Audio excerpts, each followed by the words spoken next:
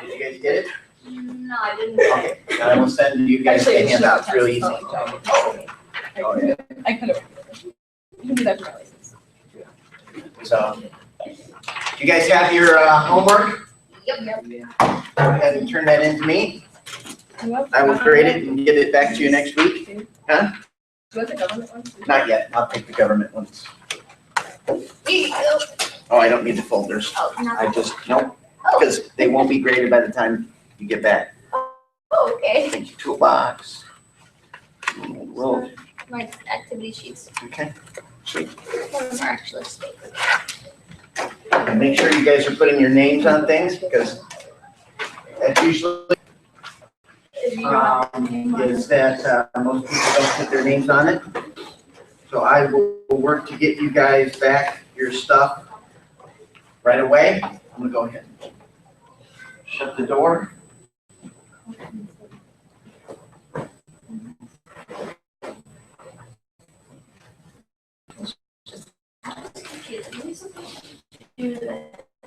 Okay. We're missing, I think it's Alex. U.S. history, this is my contact information. I do believe I sent this to you all. You guys should already have that, so this should just be a nice review for you guys.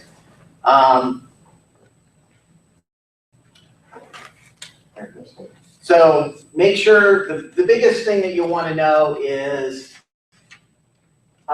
if you just need to send me and just a general email, send it to the Gmail one. If it's an emergency, you need me to respond right away, send it to the chapel one, because that's the one I have to monitor every day, okay? So typically, if you're sending it only to the, I don't check the Gmail one every day, just so you guys know. I try to, when I am not, or when we've got school going on, but there are times when, like during the summer, I don't check it for a couple of weeks, in many cases. So, you guys, most of you, I've met most of you already once. You all know I'm Mr. Sharkey, so please address me as Mr. Sharkey. It's where you like to be formal and check and crown and stuff like that. You should have gotten the schedule. The dates are a little off on this one. I forgot to put put the new one in there, but this is more for example anyway. So coming up, this first week you had chapters 1 and chapters 2 were due, and you had some activities. Make sure you're paying attention to the section quizzes. If I say odd, just do the odd. Also, this is history, not English. I don't ask for complete sentences. Okay? I just want the answer. I just want the answer. If you can't speak in English now, you're in trouble. Now, there are some things that we will get into that require a full sentence, because I want your thoughts, and a one-word answer will not change. But for the most part, like your section quizzes and the workbooks, if it asks for one word, just give me the one word. If it can be answered short and sweet, make it short and sweet. If I'm asking your opinion on something, I don't want a Facebook reply. I don't want like or dislike. Okay? I want you to back that up. We have a rule in this class. I don't care how you feel. Okay? So I don't care how you feel. I care about what you think. So we might get into feelings and stuff like that, but I'm really after what you're thinking. And to get you to start, one is you guys are at that age where you're starting to transition out from underneath your parents' thinking. You're going to start making decisions on your own. Some of you are already doing that. And what I want you to do is start making those, being able to learn how to process through things. That's why we do the thinking toolbox. You'll see on there we've got workbook activities. I do not like busy work. That's why I don't assign every workbook activity I'm hoping by now you guys can all color a map. So you'll probably find that unless it's really important that I want you to know where something is on a map, there will not be map work. Let's see, we have the tests. I do not do a test after each chapter. I do tests in groups. They're generally 40 questions, multiple choice, matching, true, false, and 2 essays. Sometimes there may be 3 essays. Essays are generally a piece. So you'll need to pay attention to that. And then we have these nice things, what I call perspective articles, and we will go over those as you're gonna have one due here in a couple of weeks. Then every quarter I have a project. Our first project will be a pictorial essay, which I'll go over a little bit more later. Yeah. My grading. I don't like some people are good at test taking, some people aren't. I don't want all of your grade to be reflective on your tests. So basically what we do is this is how we break it up. You have 10% of your class grade is based on your questions. What you do, your section reviews in there, or section quizzes, what they call them now. Used to be called section reviews. The workbook is worth 10%. Your test is worth 25%. So that, I mean, some classes test is like 50% of your grade. So 25%.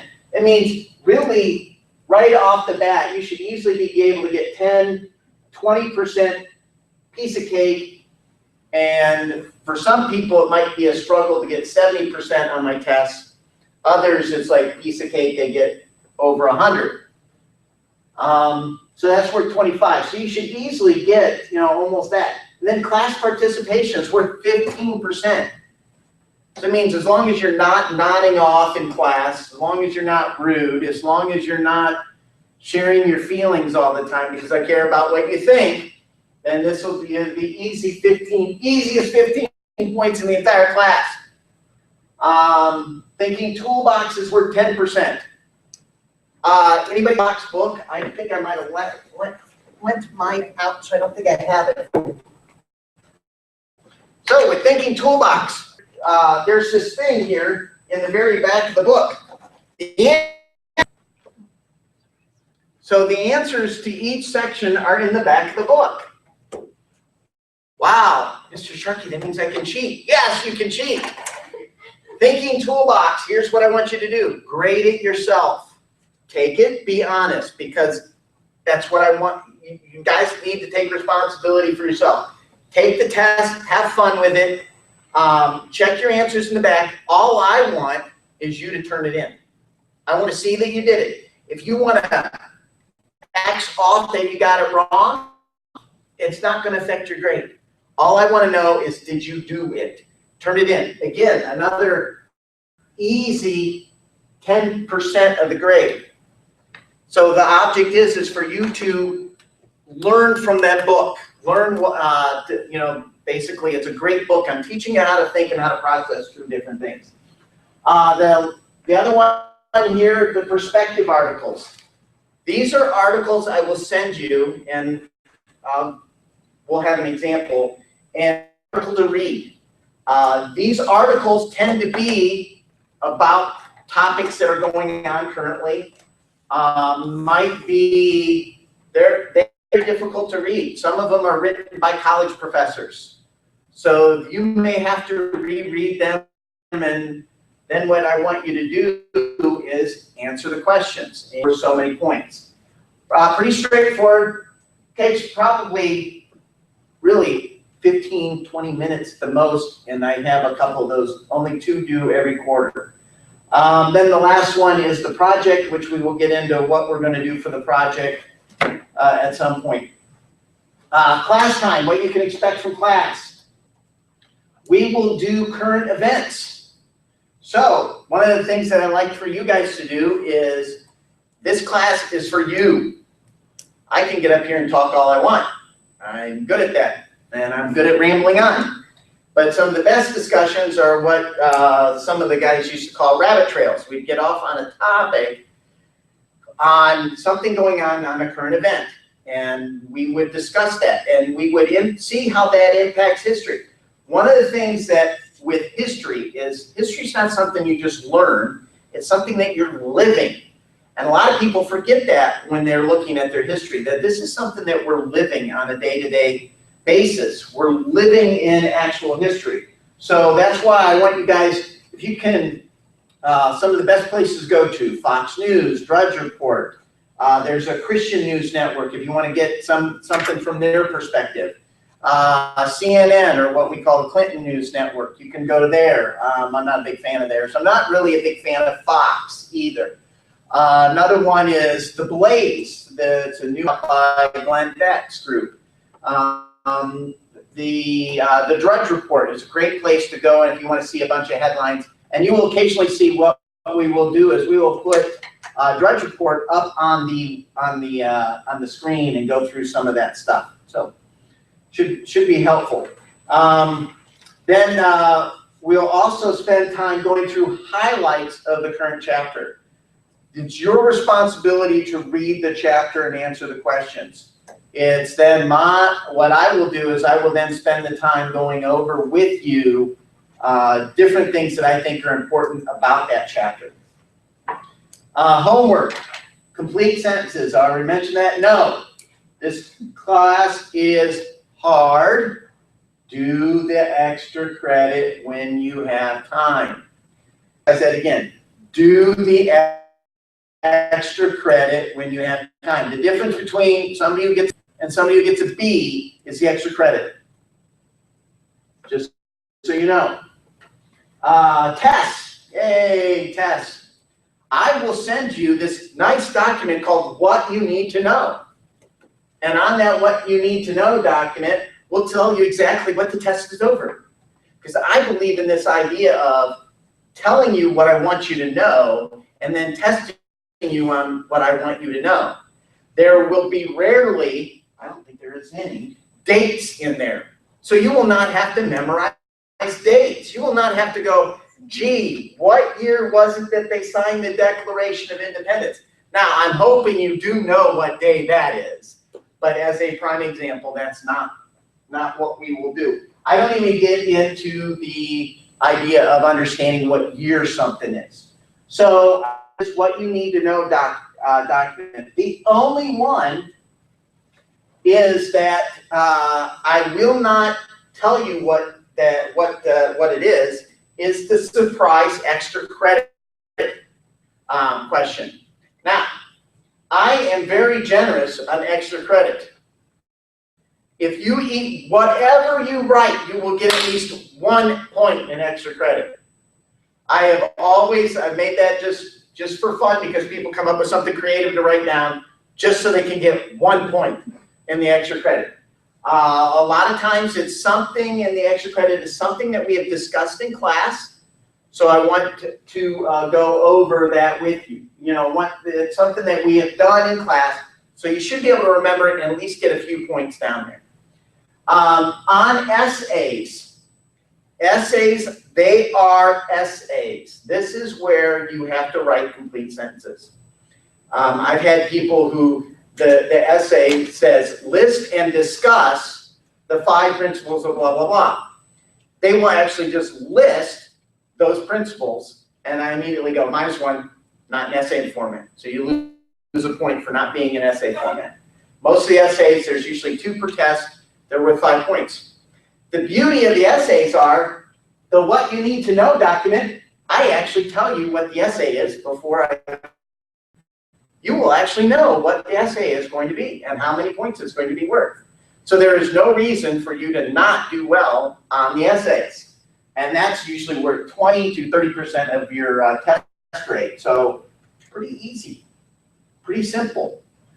Tough material, but pretty easy to know.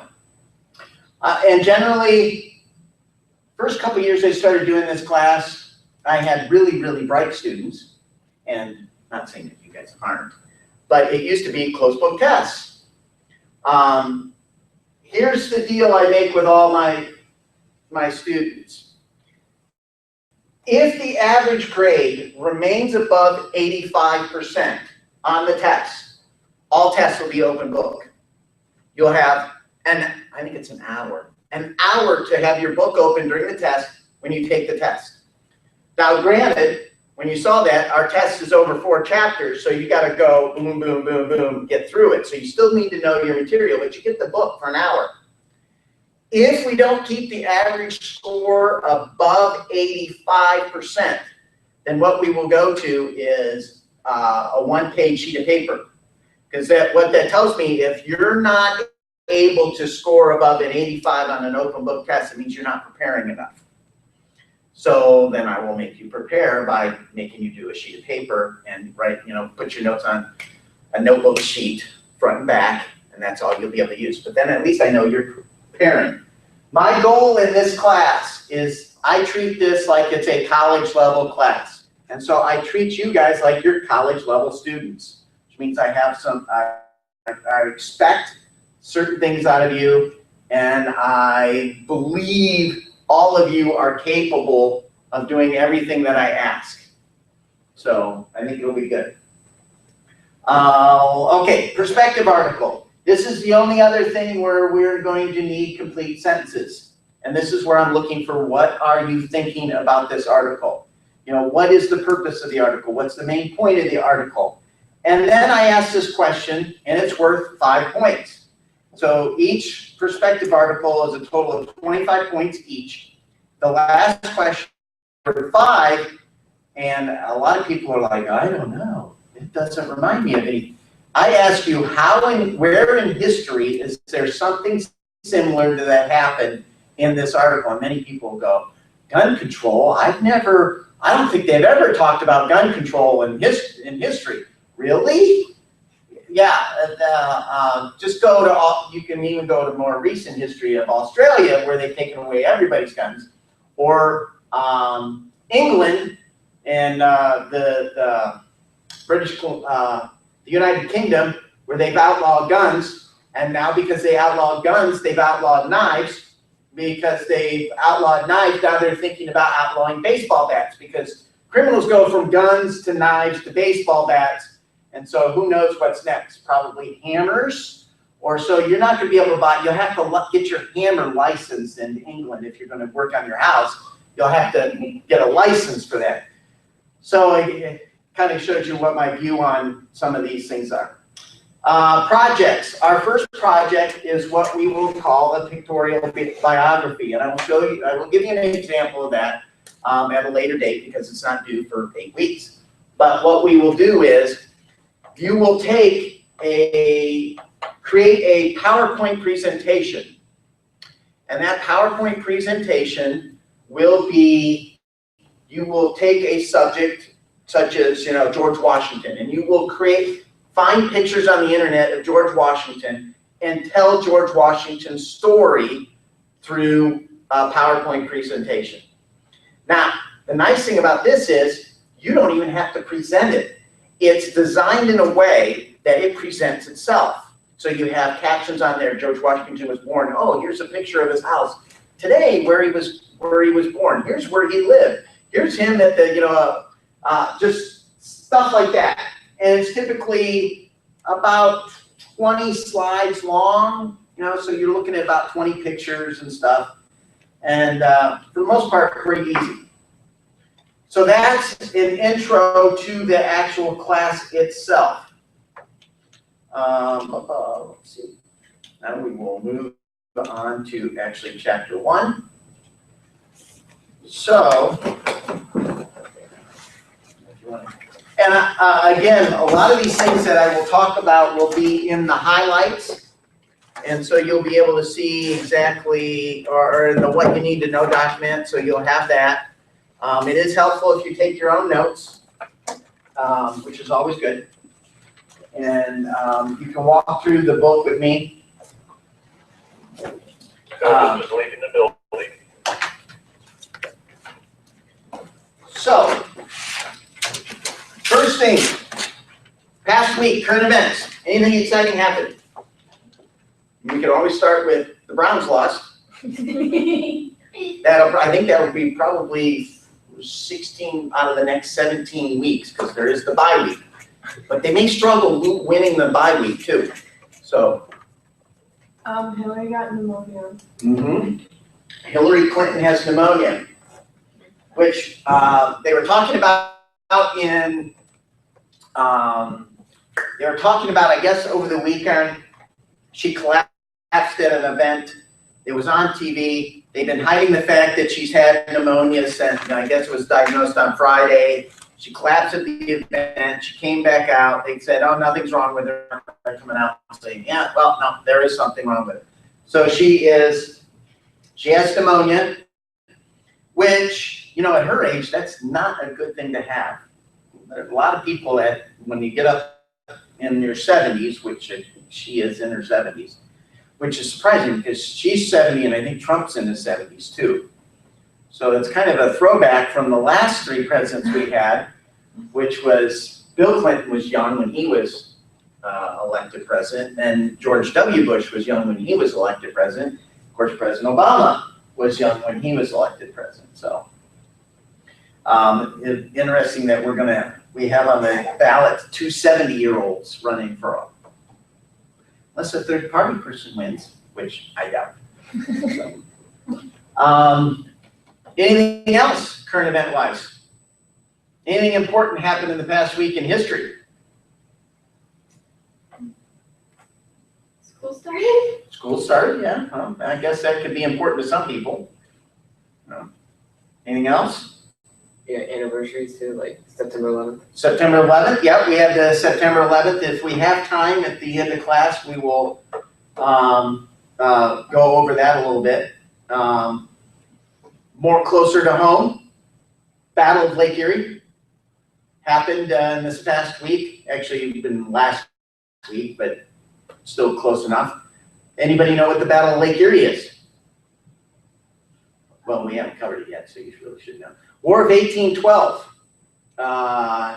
Hazard Perry on Lake Erie defeated the British fleet and ended up, his famous quote is, "We have met the enemy and the enemy is ours." Something like that. So one of the most significant naval battles in the early history of this country, defeating, of course, the British fleet without help from any other foreign power. You think about the Revolutionary War before that, we pretty much relied on the French and their fleet to help us to defeat the British. So for us to actually win the battle on Lake Erie is significant. It's a reenactment of anybody ever go up and see the tall ships up in Lake Erie? That's pretty cool. So I think this is a picture of one of those reenactments that they did up there on Lake Erie during that time frame. 9/11, of course, we already mentioned that. If we've got time, we'll go over that a little bit more. Again, too, in this class, I always like to do fun things, so we will, I like to do a lot of video and different things and just teach you some different ways of looking at stuff. So I don't always like to just go stand up here and lecture all the time, so you'll be happy with that. So chapter 1, the new world and the old meets the old world. One of the things that we always like to talk about when I was growing up, Christopher Columbus. Christopher Columbus was credited with discovering the new world. Did he discover a new world? Was there people here before? Yes. So he really didn't discover a new world. Of course, it's like one of those things, if you go to like a second diet, it's new to you, but it might not have been new to somebody else because they sold it to, it's kind of used. So you have at this time period, though, the chapter calls the explorers: Marco Polo, Bartholomew Diaz, Christopher Columbus, Amerigo Vespucci, John Cabot, and Ferdinand Magellan. Some of these guys and what they did. This was really a great time period of adventure and trying to discover the new what's out there beyond. And one of the things that's not covered a lot is this idea comes from a very Christian point of view here of wanting to discover what God has created. And that also, as we go through this century, the early century here of the explorers, then leads on to a scientific boom as well. And this idea of like Newton, Sir Isaac Newton, and his 5 laws of motion. These are things because back at this time, they believed that the universe was created by God. And so therefore was knowable and learnable and was governed by laws just like God set up laws for us as men. One of the interesting things I always find is that Christopher Columbus is not given, we don't live in the United States of Columbus. We live in the United States of America. It was named after Vespucci in North and South America and not Columbus. And in many respects, Columbus never discovered the continents. He landed on the islands. So it's a little bit different. So because of these adventures, you end up with the expansion of the trade routes. And the early trade routes was pretty much from the Mediterranean Sea through Arabia, and then you end up getting to India and China and the Africa down in Somalia and everywhere there. So then what Columbus does is by coming here and landing into the Cuba region and so forth, and he actually, I guess he did hit Central America and a little bit here in South America. But you've got him coming across and landing here, why we call Native Americans Indian, because he thought he was landing actually in India. One of the things that's lost about Columbus that many people overshadow is this idea that Columbus wanted to spread the gospel. He wasn't just wanting to make riches. He wanted to further the kingdom. And of course, what was Christopher Columbus's nationality? Anybody remember? Yes. Italian? Yes. Who did he sail for? Italy? No. Spain. Spain. Yeah, Spain. Yeah, so that's one of the things that he couldn't get backing from Italy.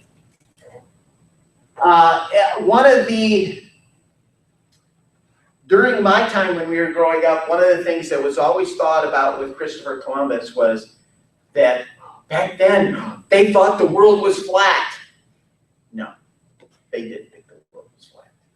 There was always superstition of you fall off the edge of the world, but that was not, for the most part, they did not believe it was flat because Columbus thought he could sail the other direction and reach India.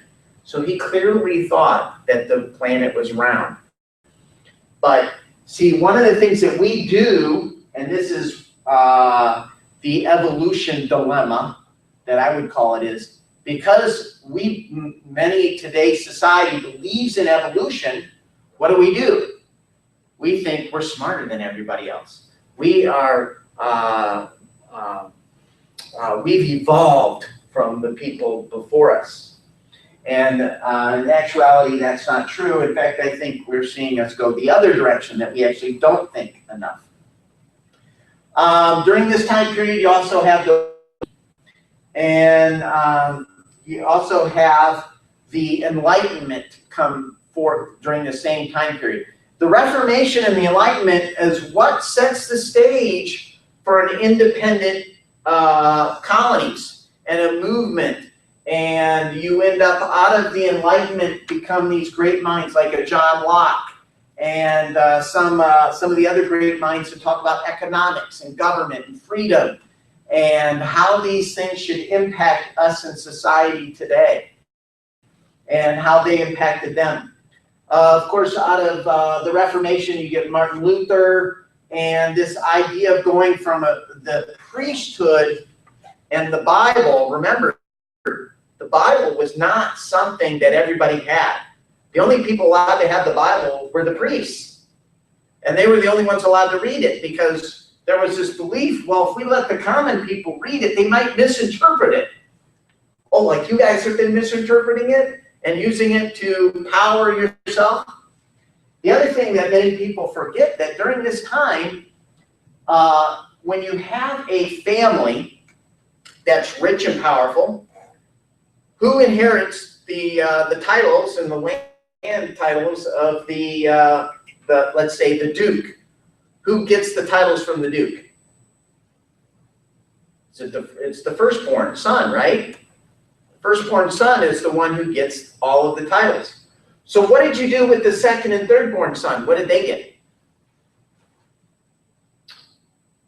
Nothing, typically. They got a little bit of money, a little bit of stipend, but the person who earned the titles was usually the eldest son. So you would end up with the second son or third son would then go join the military. And they would become, with the British, you bought your commissions. So if you wanted to be a lieutenant, well, guess what? You pay the crown so much money, and voila, you're a lieutenant. If you're really rich, you go into your area of where your dukedom is, and your earldom, wherever we're raising an army. I am now a general. And we're creating this group, and we're going in America or wherever. Or in the case of the Napoleon Wars, that's how a lot of the guys would fight. So they would become this. The other thing a son could do is he'd go become a priest. And so this is the thing that many people forget about the priesthood, is that a lot of times the priests were sons of the nobles. They weren't from the common people. So they brought the same autocrat type governing ideas into the church. And this is why they kind of lorded it over the common man, because it basically who they were already. So the priesthood wasn't some common Joe like Jesus intended it. I mean, think about what Jesus did. Jesus went and recruited who to be his disciples? What were their professions? Yeah, fishermen. What was Jesus? What did he do? You can just yell it out. Carpenter. Carpenter, that's right. He was a carpenter. He was a carpenter who had to get permission to use his hammer. Yeah, probably. Yeah. So yeah, you have him being a carpenter. So these were common guys. These weren't the priests.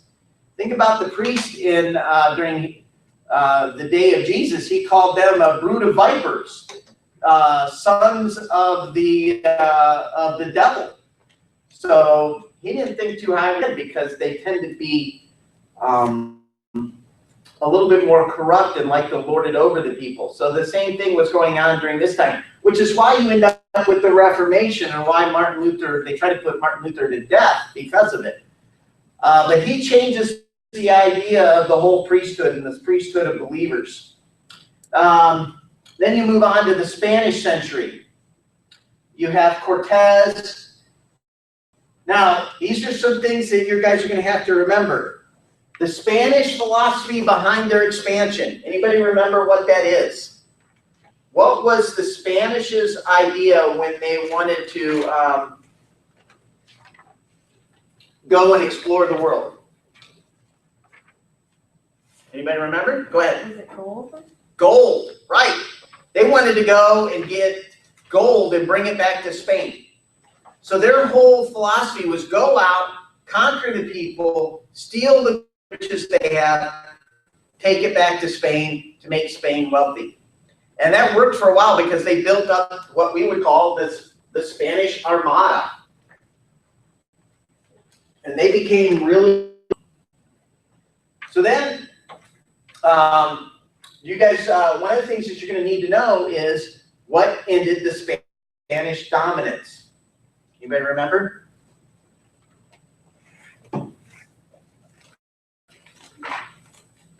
What ended the Spanish dominance?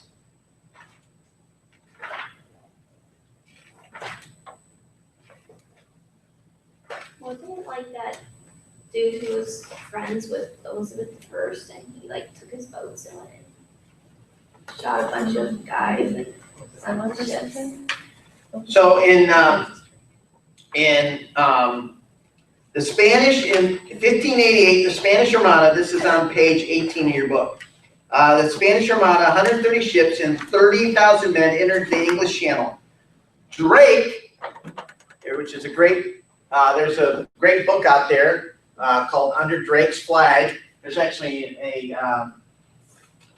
a radio theater type thing on about Sir Francis Drake. So he, under the leadership of Drake, used fire ships to break up the Spanish formation and sent a number of the galleons to the bottom. The Spanish admiral attempted to outrun the English guns by sailing around the Ireland, ended up in a fierce storm when the relieved English later called the Protestant wind and destroyed much of the Spain's fleet, which pretty much ended the rule of Spain. And actually, thank God for that, because otherwise we'd see more and more of a Spanish influence. And in fact, Drake is the Spanish because of the Spanish Inquisition and what the Spanish did to people who didn't believe the way they believed. So you end up with the English exploration. So Sir Walter Raleigh and his ideas on why to colonize America. You also end up with John Smith. So two of the better you're going to need to know is Sir Walter and John Smith. And you're going to need to know what the English philosophy was on coming to the New World. What was it that the English wanted to do when they came to the New World? Were they looking for gold? I'm sure that to some degree they were looking for gold.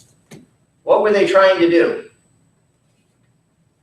Break out of like the, I mean, there are a ton of different reasons, but Yeah. like break out of the, they wanted freedom, more freedom than England was getting. Right. Well, in many respects, they wanted more freedom, but also in the sense with the English, what were they? They were an island. So they could only expand so much in the island. So when they see the ability to go to the New World, they're thinking expand, create colonies, put these colonies there. Now we have the ability to trade.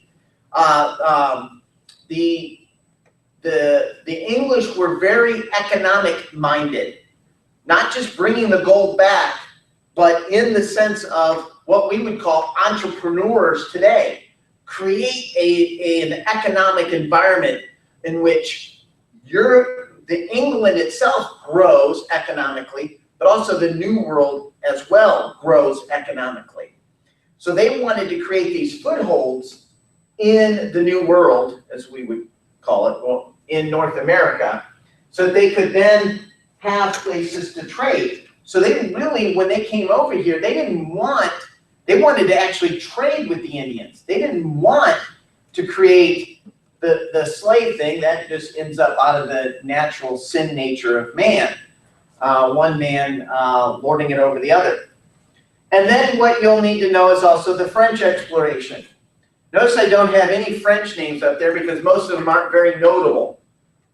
My background is actually French, but my family tries not to remember that. We have a joke at our house: how many Frenchmen does it take to defend Paris? Nobody knows because it's never been tried before. So we tend to make fun of the French. If you go up to, anybody ever go up to Fort Niagara? Up at Niagara Falls on the U.S. side is Fort Niagara. On the Canadian side is, I believe, Fort George. Fort Niagara, of course, was originally garrisoned by the French, and that's what the white flag is for.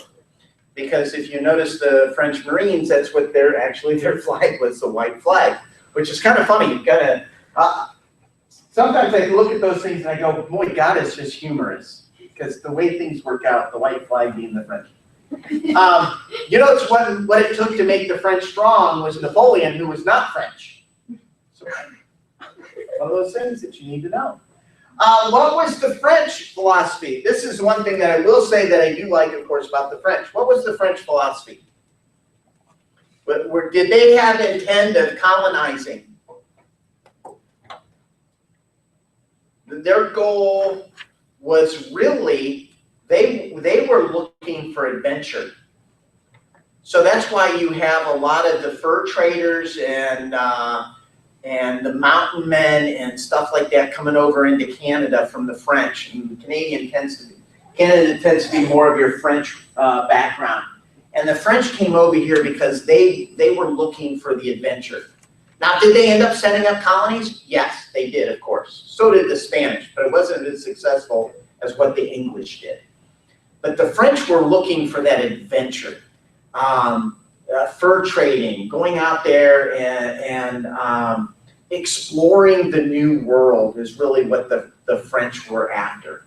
And did some great things, which is why, to some degree too, I pick on the French, but why it's not more, they're not as notable on their names because of the fact that they weren't really there to try to set up the colonies. So you didn't have so-and-so coming here and setting up the Quebec and so forth. You don't remember that as much. Plus, we don't acknowledge it either because, again, they settled more of the northern part of the continent into Canada, some of, and you see some of their influence in, of course, Michigan. Detroit was actually a Canadian or a French area. And then, of course, New Orleans is famous, the French Quarter down there, for its French influence as well. Okay, chapter 2, the 13 colonies. William Bradford. William Bradford, probably one of the most key individuals in the founding of our country. Doesn't get as much notoriety as, say, our founding fathers do, but the whole thing with the Pilgrims and their ideas of the Mayflower Compact is the foundation for what our country today. They started out as a communal living. They were what you would call the first communist in the United States or in the New World, because they believed in sharing everything. But what they found when they were doing this is that when they would share something, so they were sharing everything. So we'd have a family that was here, and the family, the wife and the husband and the couple of kids, well, they would find excuses. Well, the wife, yeah, she's got to take care of the children today. She can't go work in the field. And they found what was happening is their productivity level was never growing. It was staying flat. And there was a lot of resentment from people, from the single guys. Why am I working this hard and making it so that this family here can survive? I can't make enough now so that I can bring my own, bring somebody over for me to start a family with. And so what Bradford decided was that they would divide up the land and give each person a portion of land to do with as they pleased. And then, of course, would be taxes. But any amount of money or profit that was left over by each family, they could keep. The first year after that they did that, their bounty was so huge, which is why we have Thanksgiving. It was because of the first capitalist system in the United States. Well, before we were even in the United States. So this is really William Bradford. Not only this idea of self-government comes from him, but he really solidifies this idea of freedom and freedom, which is truly what capitalism is, economic freedom and property rights for people in the New World. And property rights is probably one of the biggest foundations for why the United States has been so successful compared to everybody else. Because here in the United States, you can come here and you can own your land and you can do with it as you want. Well, not anymore, but you used to be able to do with it whatever you wanted. And that comes out of this idea from William Bradford.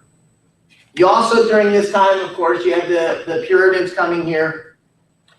John Winthrop, what the covenant thought was. These are some of the things that you're going to need to know. Harvard College, first school, college founded here in the United States. You have Thomas Hooker, the Fundamental Orders of Connecticut. Again, you can see some of these out of these ideas of self-government. Again, as you were saying earlier about they came over here for freedom, and a lot of that freedom was religious freedom, to be able to believe what they wanted to believe, which they couldn't do in England or in France or in a lot of Europe. So then you have Roger Williams and Anne Hutchinson. Anne Hutchinson is an interesting character. She is kind of a little wacky there in her religious beliefs and kept getting thrown out of different communities. You have the middle colonies. You have Henry Hudson. Gee, I wonder where the Hudson Bay gets its name from. This idea of the patroon system. Anybody remember what that is? Isn't that like the system that they had in England? Where, oh, it was when that one patron got to bring like 50 families over from England and start a colony, and then they were all like forever indebted to him or something like that. Yeah, I believe that is exactly right. I should put that in here. Need to see, I'm not seeing it in my text. It's on page 37. 30, oh, no, that's why I'm too far ahead. Oh, no wonder I was in chapter 3. I didn't even notice. Okay, there's Harvard College. There we go. Hooker, Hutchinson. William Penn, yeah, patroon. The Dutch of the New Netherlands established a unique system of settlement that became known as the patroon system. A person who transported and settled 50 families in exchange for a large tract of land in the New World. The families thus transported then had to live on the patroon's land and under his control, almost like federal serfs. Of course, it didn't last long because there was so much land here in the United States. William Penn. William Penn, probably, again, another one of those instrumental people on the founding of this country and what he believed and what he did. Then the southern colonies, you have the House of Burgess, Calvert, or Lord Baltimore, and the Toleration Act of 1649. Anybody remember what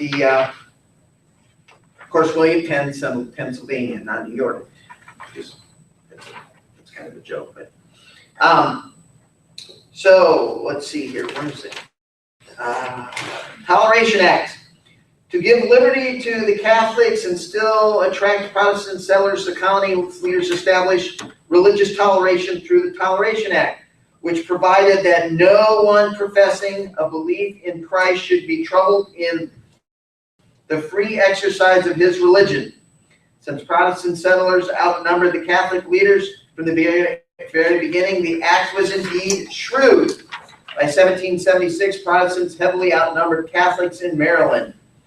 So one of the things, again, that they believed here, like the right to own property and free market principles and free government, was this idea of freedom of religion. They didn't want, like in England, the state controlling the religion. They didn't want, like what was going on in Europe, where the Roman Catholic Church controlled most of the countries there, or what we would call the Holy Roman Empire.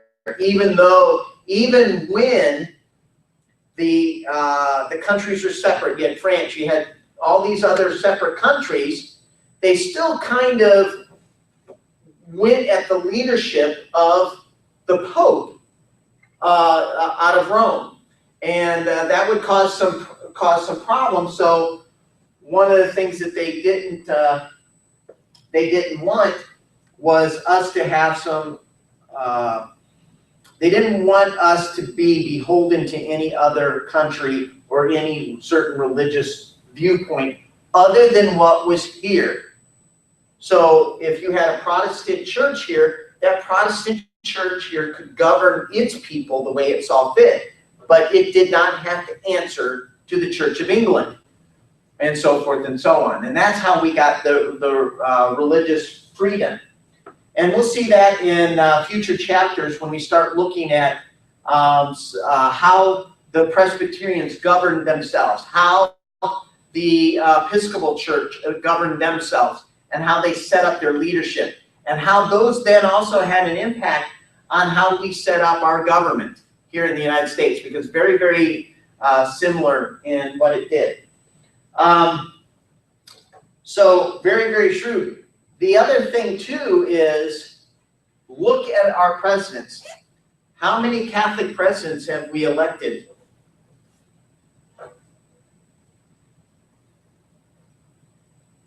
You guys know? Kennedy.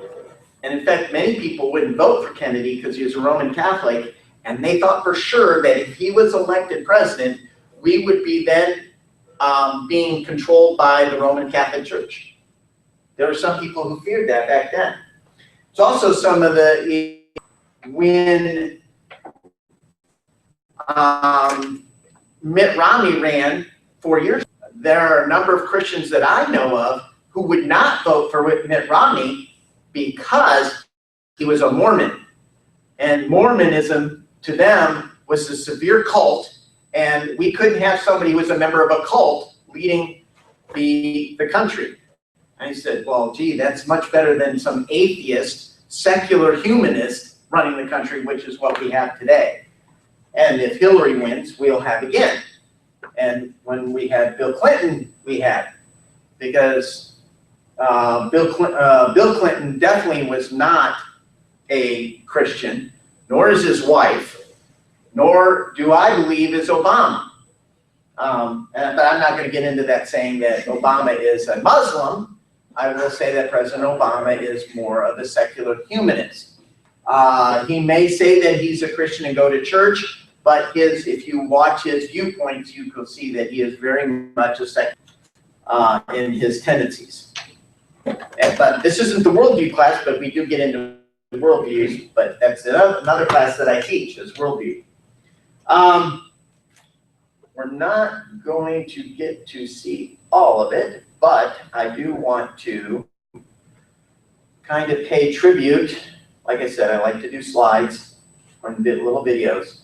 So one of the things that I do want to go through, if this will play. I don't want to open. Is it only? And we'll just play it through the web. I don't think this. Quit. It converted it to an MP3 and not an MP4. Done. Okay, so let's see here.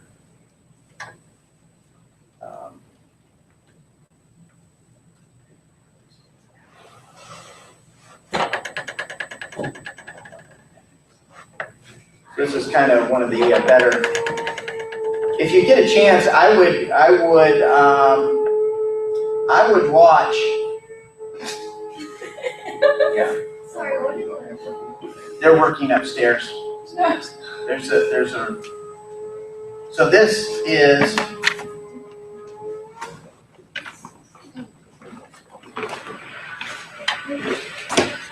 Oh.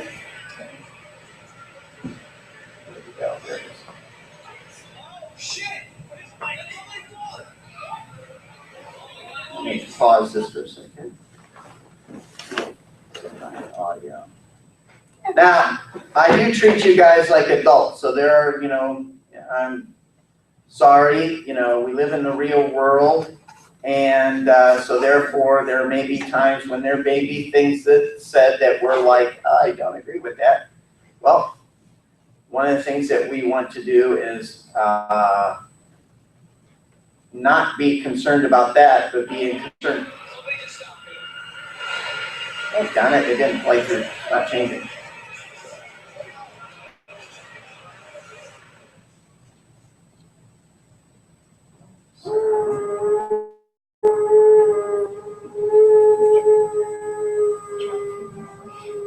On a perfect, almost achingly beautiful late summer morning in early September 2001, a day of seemingly infinite visibility, one that intersect. Can you guys hear that okay? With the rare and exquisite flying conditions airline pilots call severe. Life in New York and much of the rest of the I have to remember to bring this. was changed irreparably in the space of less than 2 hours. In my years in New York, nothing comes close. As an inspector, man, I've seen other horrors, wars, the earthquake in Mexico in '85, which killed 20,000 people. That was an act of nature, not of man. The combination of the death, the spectacular event of the 2 skyscrapers collapsing, and the motivations behind it, all those things that made this something that just struck a knife right into the heart of everything. Now, there's conspiracies out there. That certainly does not look like a commercial airliner, does it? It does, yeah, it is. Well, there's a lot of conspiracy theories out there that believe that George W. Bush and the government brought down the towers. Why they would do that, I don't know. But that's. Never in the history of the world has there been anything even close. There's already a second place. The second place probably the assassination of President Kennedy. A world event where the world is focused on that story, but nothing like this where it's seen instantaneously as a. I bet you if you asked, I don't know if any of you have asked your parents this, but I bet you they will remember where they were. I was only like, And you probably don't remember. You're probably in your crib though. I was barely. I was like playing in the living room watching TV and Would be turned my back parents against were running around like American, that's still American. We were utterly. My mom was at the vet with the dog. Acted nothing. And I was with her because I was in fourth grade. People were talking about The only like something I learned about home business farms first. We could only think in terms of life imitating art because we had no other thing to compare it to. So people went to the movies and compared it.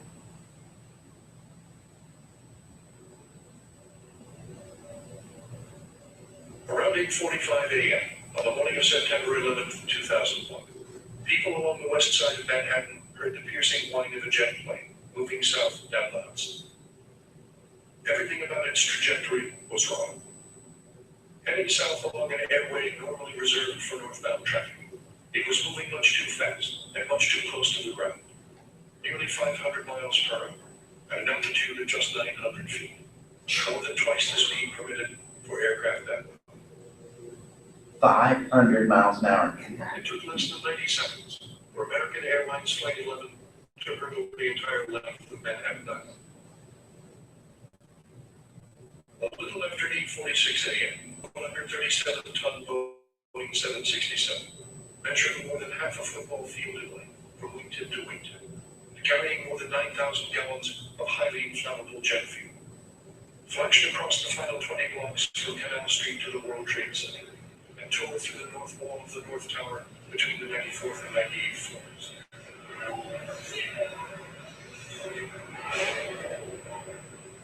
Instantly killing everyone on board and wreaking incomprehensible carnage across 5 full floors of the building. Witnesses on the upper floors of the South Tower were stunned to see a wall of flame burst through the south windows of Tower 1, 130 feet away, followed by a shower of disintegrating desks, files, furniture, computer terminals, airplane parts, and burning bodies.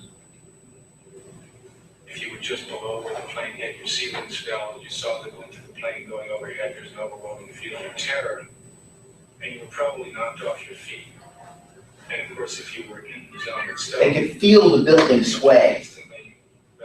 They felt the concussion in the building next door too. Very close to the regions of impact. There were people who lived for long years as they sought refuge from flames, tremendous heat. A couple of them even were able to phone.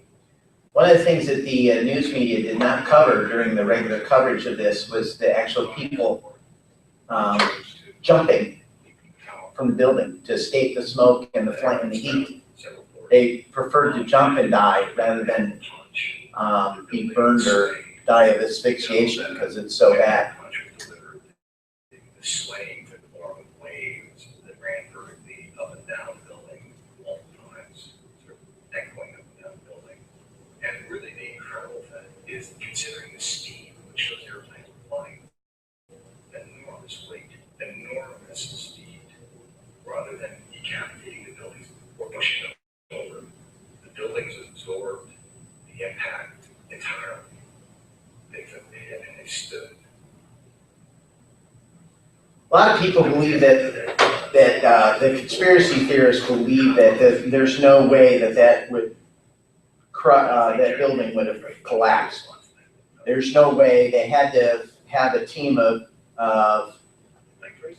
they had explosives already in the building, and they blew it up. Some of you may know the Seiferts. Their dad's an architect. When he saw this on the news, him and I were talking about it not too long ago, and he's like, oh, I knew, as an architect, I knew those buildings were going to come down. They were going to collapse. Machinery of the largest media apparatus in the world began to focus on the 16-acre site. At 9:02 a.m., little more than 15 minutes after the attack, millions of people in the metropolitan region and tens of millions more across the country and around the world were staring intently at the smoldering skyline of Lower Manhattan when a dark shape appeared on the horizon above the New Jersey lowlands and came hurtling across the Upper Bay. I got in my car, other people did, and suddenly I saw plane number 2 coming over the Statue of Liberty. Going very fast, they say 500, 600 miles an hour.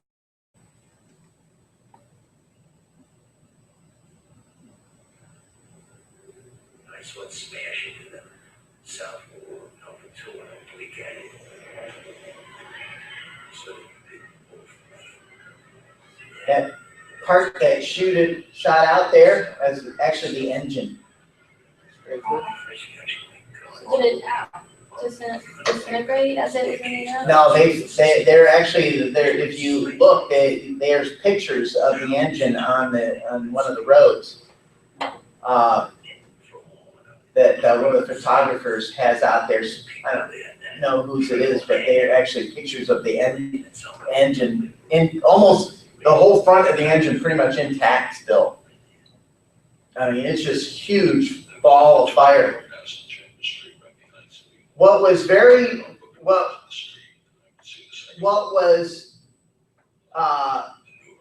fortunate is one of the guys on the upper floors who was in charge of a section of the floors up there.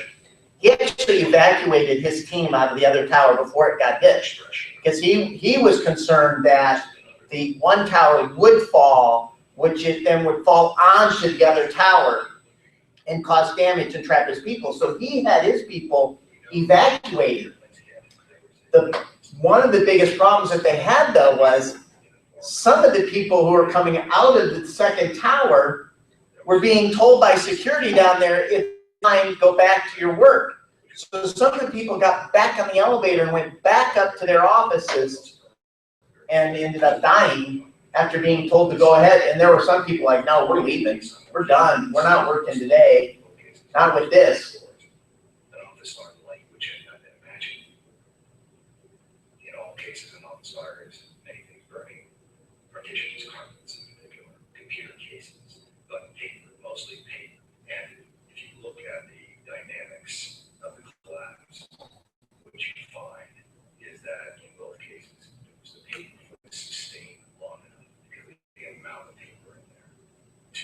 caused the steel to weaken, to cause the collapse, hammering down in both cases. Now, somebody said that, well, the fire was not hot enough. Another reason why they believe that it was people with, that it was intentionally brought down with, by the government, was that steel doesn't melt at 2,000 degrees. Steel doesn't have to melt. There's this thing called failure, that what happens is the steel gets hot, its point of failure decreases. So the amount of weight it can hold decreases. So think about, like, this floor here is concrete, or the floor above us here is concrete. If you have a huge fire in here, that steel starts to get hot. What happens when you get hot steel? It starts to bend a little bit easier, you know, when you can bend it. So what happens is then that's what happened, why these towers collapse in on themselves is, and if you look, you can see what happens is that the floors actually, the floors where it weakens, it falls on the floor below, which then falls on the floor below that, which is why the towers came down just like they had been. Somebody had caused a demolition because of the way they were failures. The other thing too is the first tower, even though the plane hit that high, because it was a direct hit on the middle, whereas the second one was a lower and more at an angle, it missed the center of the building. That first tower, the jet fuel actually goes through the elevator shafts. The people in the elevator were actually burned in the elevators. There's one of the survivors in there is that their elevator plummeted, the emergency stops worked, but then the huge fireball, this guy you could see, he still had scars on his face and stuff from being burnt in the elevator, from the flames. You can also know that this was not demo because you can see here, this is the one on the lower one, you can see it didn't quite hit the middle, it hit more at an angle. This one hit more directly in the center, but the tower that was hit second was the one that collapsed, not the tower that was hit first. So, you know, which again was another benefit. It helped us get more people out of it. And then again, there's people jumping. So, another story that I heard out of this is you got the people jumping out of this. Firefighters and police officers are running into the building. One of the this guy's running, his buddy's in front of him. He gets hit by a body and killed. So one of the jumpers who had jumped out of the building had landed on his buddy and killed his buddy as they're trying to go into the building. The other thing is they were jumping off of the one part. If you ever watch, there's I can't remember the name of it. It's with Nicolas Cage. There's a movie with Nicolas Cage in it about 9/11, about the last two guys that are survived in this. It's a story of four Port Authority police officers who, when the buildings started coming down, they were trapped in a tunnel underneath it, and two of them lived. There's a scene where they hear the jumpers, and they're hitting the glass above. And it's really unnerving. The other thing too is that you know they're hitting the crowd at the Pentagon. Again, the conspiracy theorists. Well,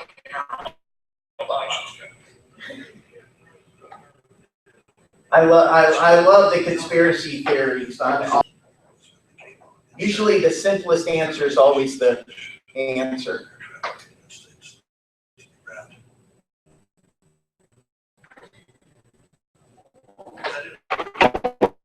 Well, I'm going to give you guys at least a 5-minute break here because we're supposed to start another class. History Channel has 3 great specials on 9/11 that are that's really back at it 15 years later. Gives you a really good history of what happened on that and going through the timeline and everything. And looking at it from a perspective, I try to find one every year that's a little bit better than one that's really, really one that I like. What I need to do is I need to compile all this footage myself and put it together. Okay, so about a 5-minute break, then we'll go right into government, and we a little bit early today. So we're supposed to type up our answers for like the thinking toolbox answers? Nope, you just have to write them out. You just, well, write paper. Oh, Okay. So yeah, what you do is, when you do the thinking toolbox, I'm getting some. like lesson 5, so on lesson 5, you have an exercise. So you go through, do the exercise, just write your answers on a sheet of paper. Again, they don't have to be complete sentences. Then you can go back to lesson 5 and go, okay, what are the answers for lesson 5? And you can see how you compare to those. Mark them right or wrong, correct them, however you want to do it. And then turn that sheet of paper into me. I typed mine. Yeah, you don't have to type them up anymore. And to keep it simple, keep it easy, I'm gonna do mine at all. well, you'll be able to get caught up. Oh, by the way, unless you get too far behind, I do not cause late or take points off for being late.